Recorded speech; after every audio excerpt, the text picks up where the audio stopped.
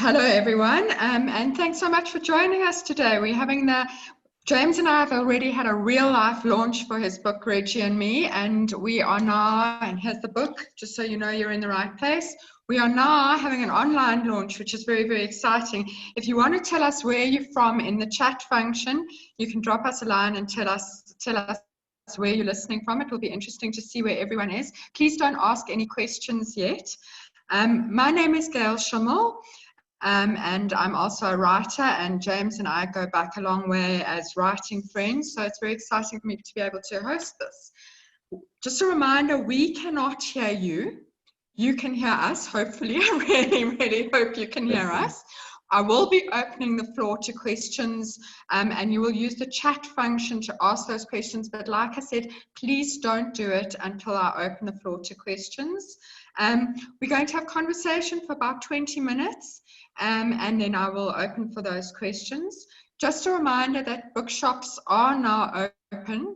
I'm not convinced it's going to last, so I suggest you run to the bookshops and buy James's book now. And if you want, you can buy one of mine too. No. But otherwise, you can go online, and Exclusive Books have a special offer for Fanatics members that if you order your paperback copy of Reggie and Me online now, you will get 10% off at checkout until the end of the lockdown. So that sounds like actually quite a good deal. And you can also get the books on Amazon, and you can get the books on Kobo. And if you've registered for this, you will get an email telling you all the links, all the things you need to know afterwards. So that's the housekeeping for today. Welcome, James.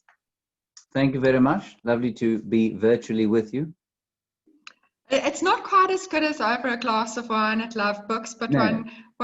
one does what one does, and I see we're already up to 189 participants, and 189 people squeezed into a bookshop would be a bit of a squash. So maybe it this would be is a world better. record, I think. Yes. Okay. Before we get into the book, I think we have to talk about the elephant in the room with us, and that is the fact that we all locked down. And you, when we were preparing for this, made the extraordinary claim that you're busier than other people during lockdown. Please can you tell us a little bit about your lockdown?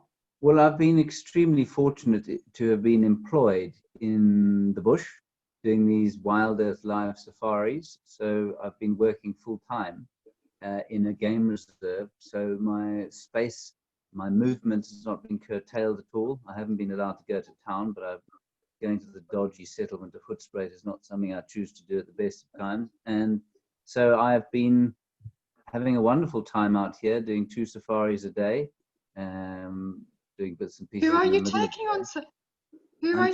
on safari? A number of internet viewers. So basically, there's a camera on the back of the car, and everybody comes on safari, and we've had a hugely great time with people from around the world, all of whom have suddenly been brought together, possibly for the first time since our species stepped out of a cave, the Blombos cave, some 200,000 years ago.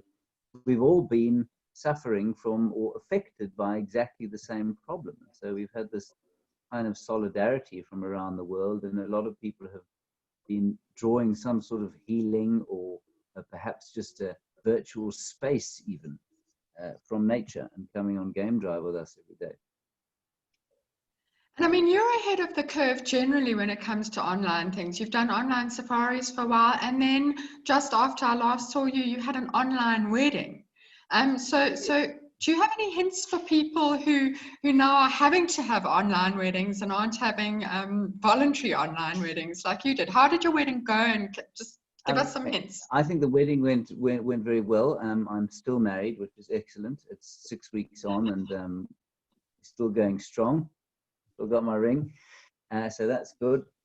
In terms of the online thing, I think don't underestimate the technicalities of it or the need for good sound. That would be my advice to you if you were going to do it online.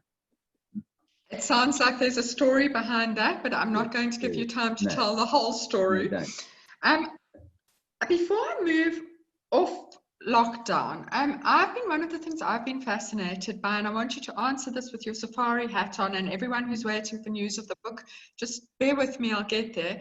But with your safari hat on, I've been fascinated about the way the world seems to be healing itself to some extent, with people locked away and pollution brought down. Do you have any thoughts of that? Have you observed anything in the bush that's backing up that feeling? I mean, there are obviously no guests around at the moment. We know we operate on a reserve where it's a commercial operation. So we have lots of guest vehicles most of the time, with international travelers paying obscene amounts of money to come on safari through South Africa. And they're all gone. There isn't anyone here. And in some ways, that's quite sad, because obviously these lodges make a huge difference to local employment in the area. Their existence pays for conservation. But on the other end, it's been amazingly quiet out here. It's really been a proper wilderness experience the last 6 weeks, and that's been tremendously special. I don't know that there's been a huge difference in animal behavior. I mean, we've had some absolutely phenomenal elephant sightings where elephants have just totally allowed us to be completely within their space, and I'm not sure that that would happen with the pressure of other vehicles in the area. So that's been really special. I think we've had a lot of intimate moments with a lot of animals out here that perhaps wouldn't have happened in the presence of guests in commercial lodges. Okay, so you wear all these hats. You safari, you illustrate things, you sell things that you illustrate, and you write. And so I've got to ask you, what some of my writer friends and I have agreed is the very worst question you can ask a writer. Like, we want to kill people when they ask this, but I'm going to ask you, where do you find the time? Oh, at the moment I don't. You know, Reggie and Me took a good 5 years to complete. It started off nothing like it ended up. But you know, I guess, like, I'm speaking to somebody who understands this, you find it wherever you can. So you get up early in the morning, right before work. If you have a little break in the middle of the day, you might take a few moments to do that. And then after dinner, when everything else has calmed down in the world, at least you've got children. I don't have children, so I've managed to do it straight after work. I can write. And living out here, you know, I wrote the whole of it while I was living out here in the bush. I have had the great privilege of being not more than 2 minutes from work. So I've never had to sit in traffic and fight with shops and that sort of stuff. So I think that really has given me much more time than most authors get. I've had that extra time in my day. I'm very about to get distracted into you saying that Reggie and Me took 5 years to write. I'm very interested in that, but I want us to move on to questions about the book. So I'd like you please to start, and I'm going to apologize now to anyone who was also in our real life launch. I might repeat some of the questions for the benefit of the people who are listening for the first time. And the first one that I am repeating, for those who haven't read the book, could you give us the elevator pitch? The elevator pitch is that he's this odd little boy who's growing up in Johannesburg, massively privileged, although he's not aware of his privilege, and he's an underdog in many respects in his world of privilege, not in the world at large, but in his world of privilege, he's an underdog. And he grows up, he loves sport, he loves rugby, but he's terrible at it. He's socially inept. And it's all about him learning to, I suppose it's a coming of age tale of him growing up and learning to be relatively comfortable in his own skin. And he falls in love for the first time. And I hope that what it is, it's a story of an underdog kid who will give resonance to a vast swathe of people, because everybody has at one stage felt like a misunderstood underdog. And it's a story of a misunderstood underdog and his life in South Africa between 1976 and 1994, and that's important because it's an important backdrop in which the story is set. And the question that anyone who reads the book and knows anything about you immediately will ask on reading the book is it autobiographical, and how autobiographical is it? Strange underdog. Autobiographical. It's about 50% autobiographical, I suppose. I'm not going to tell you which bits are autobiographical. A lot of it's fiction, and a lot of it's embellishment, or it's whatever the opposite of the embellishment is, where, you know, things happen that you wouldn't actually believe, and so you can't write them down. But there's a lot of it that is autobiographical, and a lot of the characters are amalgams of my family or friends I knew, all that sort of. Which leads me, so when we last spoke, the book had just been launched, and now it's been out there for a while. Have you been getting a lot of calls and emails from people saying, I know you based so-and-so on me, I can see that, or I know you based so-and-so on that one, and I can see that? I haven't actually, and I'm surprised by it, because I did for the other two that I wrote. It's exactly what I got. I know exactly who that is, and normally though, it was completely off the mark, because most of the people, especially in the other two, were totally made up, and they were just amalgams of people I've met throughout my life. But people found themselves and other people they knew in just about every character. But in this book, they haven't, or maybe they have, and they just haven't told me about it, which is quite. Maybe they're so hurt by it that they've stopped talking to you entirely, so you won't hear. The worry is, I mean, I haven't heard from my sister for some time, and I'm not sure if that's why. The book's set at your old school, St. John's, although the name has changed. Talk to me about how much you think we are influenced by our school years, and do we ever get over our school years? I don't know. I don't know if we ever do. I mean, I like to think that I have, but then I think back to my school days, and I think of things that happened, and I think about how they've influenced me and how they continue to influence me. So I'm not sure that we ever get over them. 12 years. And you've just spent 5 years writing a book that's set in your old school. There we are. Yeah, exactly. And the memories were clear. It's not like I had to struggle for stories or memories or anything like that. I don't think it's the same for everybody. Certainly, I know some guys who, they remember their school days, but they don't remember them with any great passion either way, hate or love. It's just something they did. My school days were certainly a kind of roller coaster of emotions that were a profound time in my life. And it seems like, especially high school, 5 years back then in high school, those 5 years felt like forever, because it's such a growing period. And I mean, I think that they influence a lot of people. And in South Africa, there's all boys schools based on the kind of British public school model. I think possibly, school becomes your be all and end all when you're at school. And so I think they probably disproportionately influence our lives afterwards.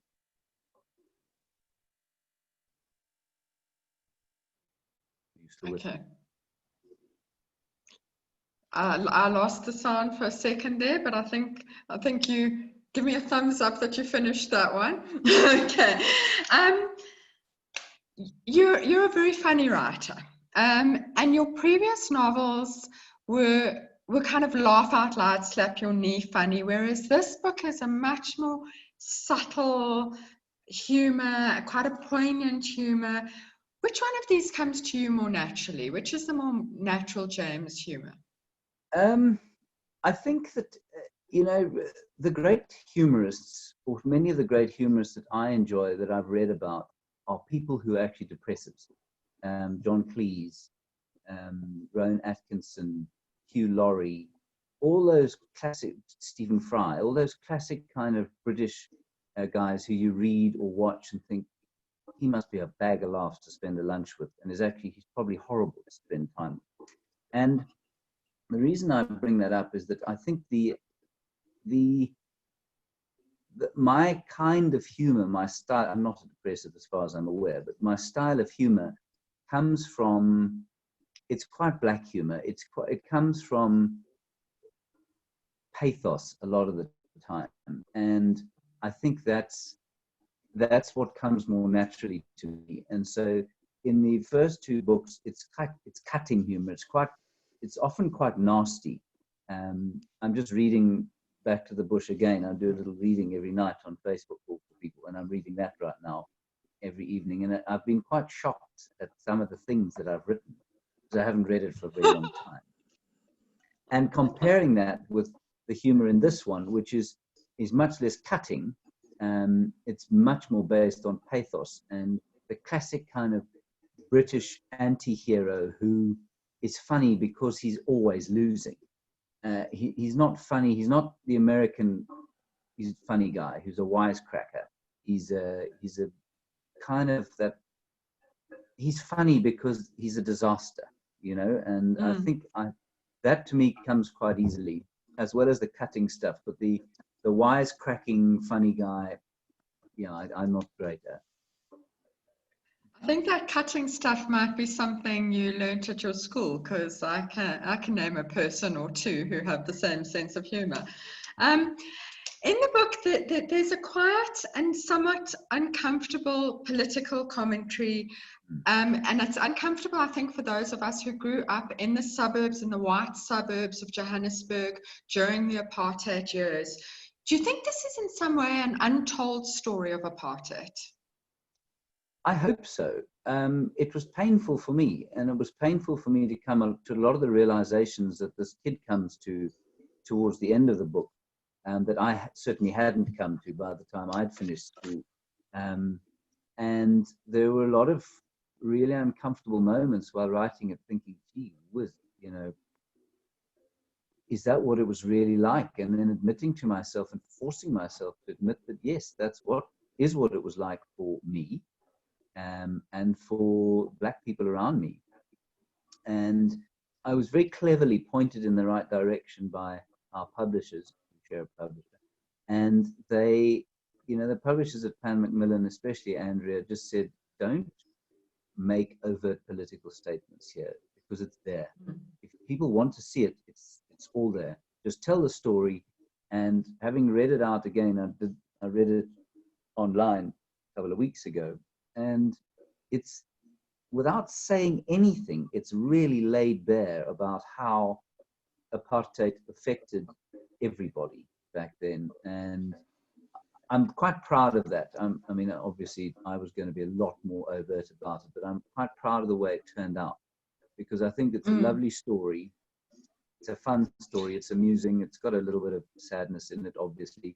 But if you want to see an overtone of what it was like back then in South Africa, you'll find it. I think, for suburban white South Africans, very much. I mean, I'm just slightly older than you. And for me, it really rang a lot of bells, and I recognized the people, and in particular, I recognized the parents. And I found Caroline, the mother, the funniest character in the book, that part where Mandela's coming out of jail and she goes, oh, she's doing the Black Power salute. That was hilarious. I loved that. But the parents are both very interesting characters and very much people of their time. And given that we know it's a bit autobiographical, how have your parents felt about that commentary? I don't know. I've spoken, they both read it. We sat over a lot of scotch in Kenton-on-Sea, and I read them chapter after chapter of it. And perhaps they've chosen not to see themselves in some parts of the parents. I mean, they're not exact representations of my parents at all. There are elements of my parents in them, obviously. But with Caroline, his mother specifically, what I wanted to paint was the picture of somebody who considered herself a roaring liberal, but wasn't fully aware of what that actually meant.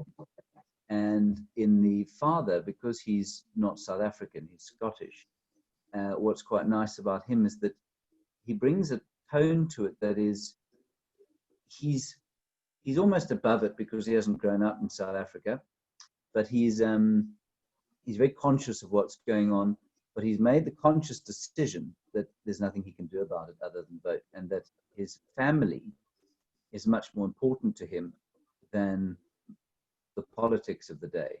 And although he's an immensely lovable character, it's juxtaposed quite nicely against Reggie's father, who does exactly the opposite, sacrifices his family for the cause. And so there's a bit of a conflict there. Let's before I turn it over to the floor, let's talk a little bit about Reggie and the character of Reggie. And I've asked you about this before, but for everyone's benefit, Reggie's at the beginning of the book and she's at the end of the book, but she's not really part of the book. So can you tell us about why the book is called Reggie and Me? Yes, I can. The publisher said this is what the book should be called, and so that's what we called it. She's I think, and I agreed with them. I mean, it's not like I disagreed with them. I think that she's an important character because she appears at very crucial times in Hamish's life. And she appears when he's a very young boy. She's his very first friend. And she's quite obviously the first person he falls in love with. And because of her upbringing, she causes a massive growth, emotional growth in Hamish that would not have occurred without her being there. And so she's a huge part, along with one or two other characters, but she's a huge part of his growth. She's entirely Okay, I'm going to now open up the conversation. Just to remind you, we cannot hear you, so don't start speaking to your computer. If you look at the bottom of the screen, you will see that there are some icons.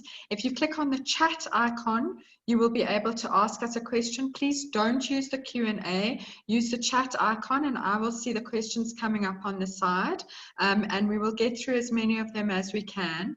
I see that Jeremy Clark has already asked us a question, which I can answer, but I'm not going to.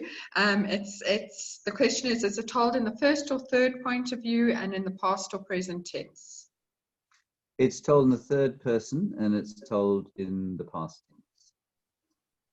You see, I would have got it wrong, and that's interesting because I actually found you're so immersed in Hamish that in my memory it's written in the first person. No, yeah, it's not. And it's not. Yeah. Okay. There's somebody who wants to know how to go on virtual safari, but I'm not going to let you answer that yet if we've got time at the end. Okay. And we've got a question here that says, this book's a long way from your background of bushveld related books. What brought you to write it? I think memory. A time of my life. It started off as a non-fiction book. It started off as a great big kind of treatise on race and gender in South Africa and the biology of race and the biology of gender and why we're all prejudiced and then why we all shouldn't be, kind of thing. And the publishers took one look at that lot and said, forget it. Just forget it. And I then literally one day I sat down at my desk here and I thought, you know what, why don't I just make this a fiction story about this little kid growing up in Johannesburg between 76 and 94. There must be interesting stories there. And that's how it began. And there's a question that flows from that. Do you think we're going to see a follow-up? Is this going to be like a kind of, I would have said Adrian Mole, but the person asking the question said Harry Potter, that we're going to see Hamish growing up? I'd like to do at least another one on him. I think his university years might be quite interesting between 95 and 2000, or 99 odd, so 5 years or so. I think if we'd write as many as Harry Potter had and as many words around as Harry Potter, Hamish would be 158 by the time we get to book 5. So I think probably at least another one. That would be great. Okay, that's very, very exciting, and that answers one of my questions, what's coming next. Mandy Weiner wants to know, given your huge American Housewife following, why did you depart from your bush safari setting? But I think you've actually answered that. Claudia, you will get an email. Yeah. I just wanted to do a new one, something else. I mean, I've started a third bush one, but I think that this character's got more depth than the other characters that I've written before, and so it feels a little bit more mature. Okay, Claudia, you will get an email telling you where to get the book during lockdown, but currently the bookshops are open, so you can run out and get one. Here's a nice question. Gareth wants to know, whom from the literary world, alive or dead, would you like to have on safari with you and why? You're not allowed to say a dead author because as they are dead, they won't question your dodgy maths. Is your maths dodgy, James? I didn't think it was until yesterday, and I tried to answer a child's question about how many of him would fit into an elephant, and I got it all mixed up. Anyway, living or dead, living on safari. I'd love to take Jared Diamond on safari. Stephen Fry, I think I'd love to take on safari. Who else? A chap called Robert Sapolsky, who's a Stanford neurologist, who wrote a wonderful book called Behave, about the biology of human behavior. The two dead authors I'd love to take, but I guess I'm not allowed to take dead ones, am I? I really enjoy Craig Higginson. I'm not sure what he's like on safari. It'd be quite fun to take him on safari. And of course, Gail Schimmel, I'd love to take her on safari. Goes without saying, and I think we actually are going to have to arrange that at some point. Okay, we've got two related questions here from Kerry and Jeremy. Kerry wants to know what age group it's aimed at and whether it's good for teenage boys. And Jeremy wants to know what age range it covers regarding the protagonist. The protagonist goes from 0 to 18.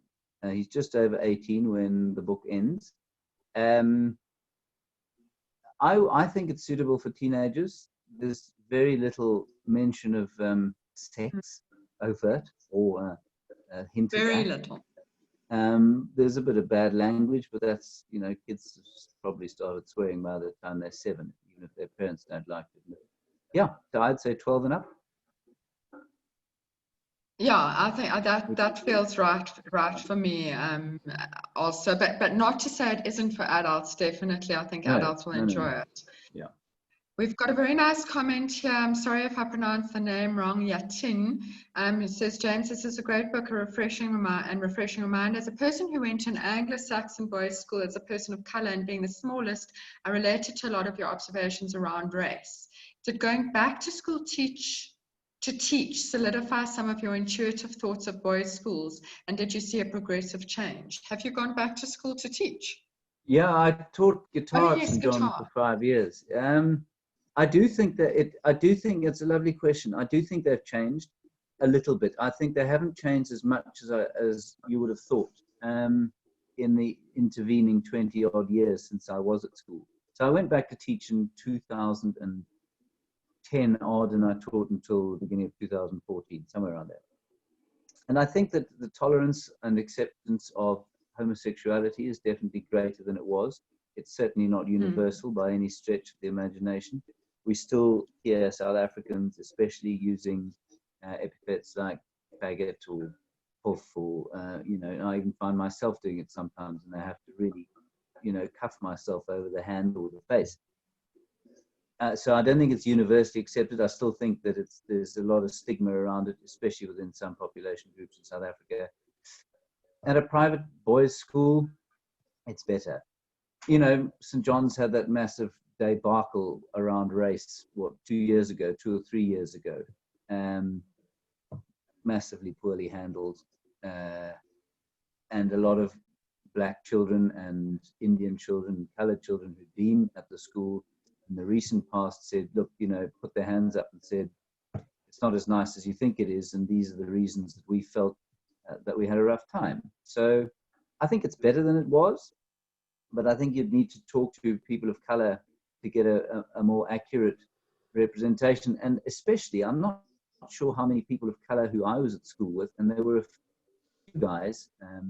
I'd love to talk to them about what their experience of racism was back then, because it must have been pretty strong, I imagine. And I think probably you were probably quite unaware of some of it, being a child from a more liberal family, that probably you wouldn't. I mean, I do remember being shocked by, from when I was a tiny boy, you never used the K word. That was the worst word you could possibly use. The guys at school would throw it out all the time, and other racial slurs about. I remember the first time that one of the guys in my class had a mixed race, or he had a black girlfriend. He was a white guy with a black girlfriend, and this was in 1992 or 3. So I mean, it was pretty progressive back then. Oh, and the scandal and the way that people spoke about it. Yeah.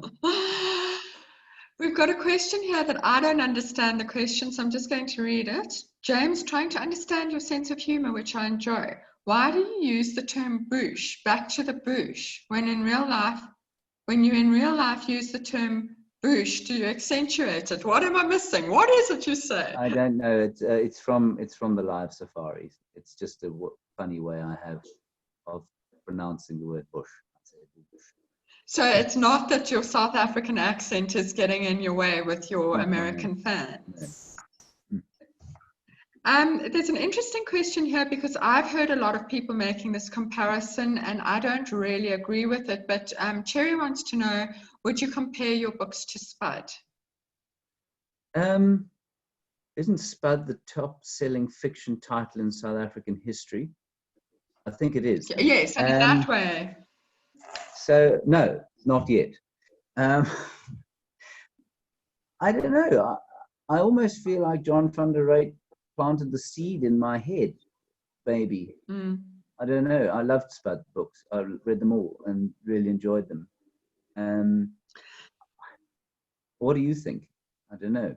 Well, I think it's very similar schools, and certainly I have the weird thing that my husband and his brothers went to St. John's and went to Michael House, which is where Spud's based. So I think I see them in both characters in both books.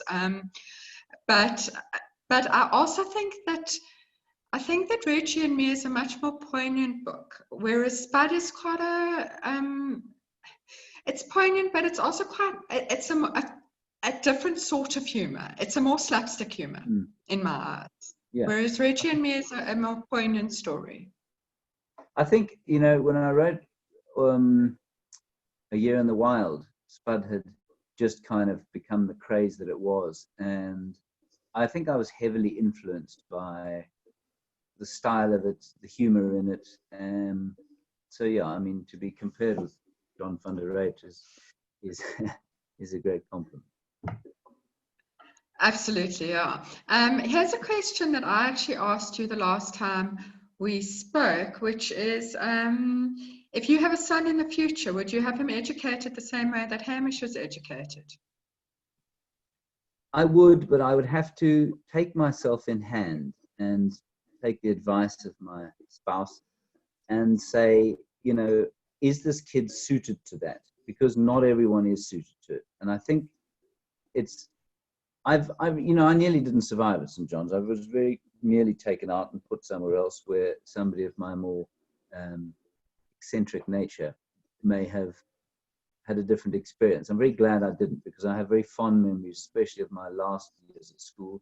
And I'm very pleased that I had to socially navigate my way through that, because I think it has given me skills, social skills in later life. I'm still socially awkward, but I have a better idea of how to navigate in the world. I don't know, I suppose masculine South Africa, for want of a better term. But I don't think it's for everyone. And I think, although much as I would love very much for my own, if I am blessed with a son one day, my wife is listening. If I'm blessed with a son one day, then I would like to send him to a school like St. John's if I can. But I would have to be very open-minded about whether or not it was suited to him or not, because I don't think it is for everyone. I think, and that's a problem. Until you know your child, you don't know. I'm sorry, I'm just trying to pick up here some other questions. While with the time we've got left, I'm not going to be able to ask all of them. Here's one that's asked, if you could change anything in the world with your writing, what would it be?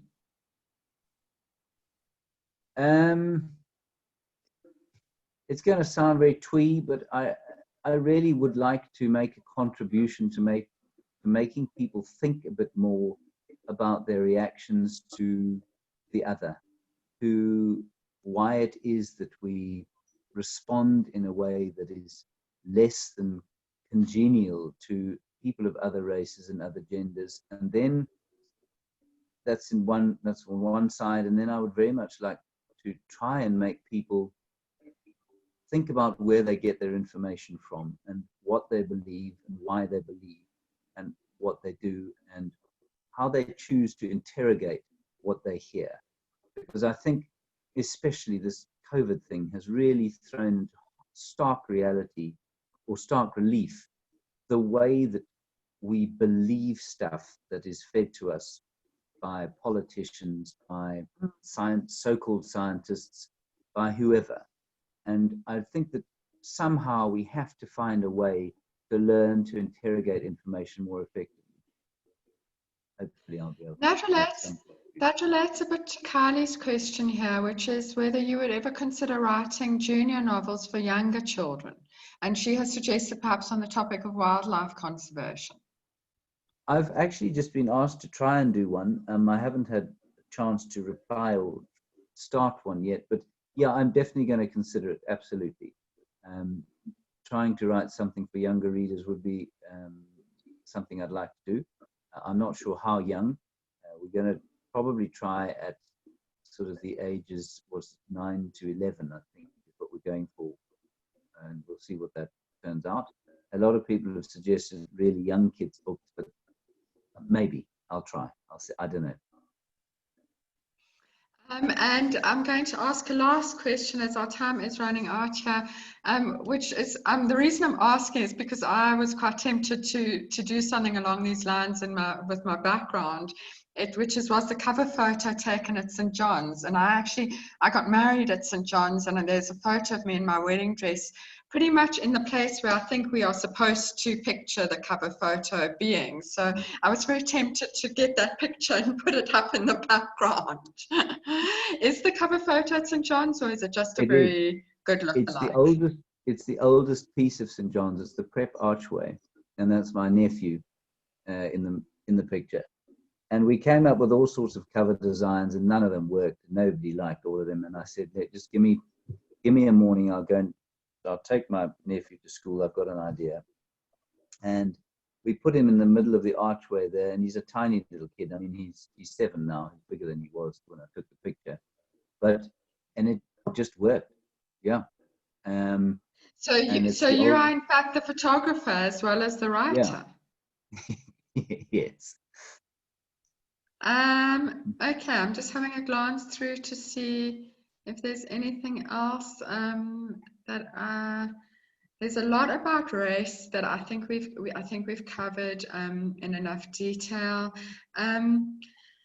Okay, and then there are a lot of questions again about where we can get the book, what we can do. So I'm going to remind you, bookshops are currently open. You can go and buy the book at the bookshops, or you can see, if you have a look at the chat, Eileen has just posted the links for Amazon and for exclusive books and for Kobo, where you can order online. And you should get an email after this also with those links in it. So please go, remember, exclusive books have that online deal. If you buy Reggie and Me now, you will get 10% when you check out off the cover price of it. And here's the book again. Mine's a proof copy, so the book you see on shelf will be a little bit smarter than this. But please try and look out for that in the bookshops when you're there. It's a wonderful read. It's worth it. I highly recommend it. So thank you, James, for your time today, and thank you everybody who's joined us. I see we currently have 225 people still with us. I hope you've enjoyed it, and thank you so much, James. Thank you very much, and thank you for giving of your time, and thank you to everybody else for your time.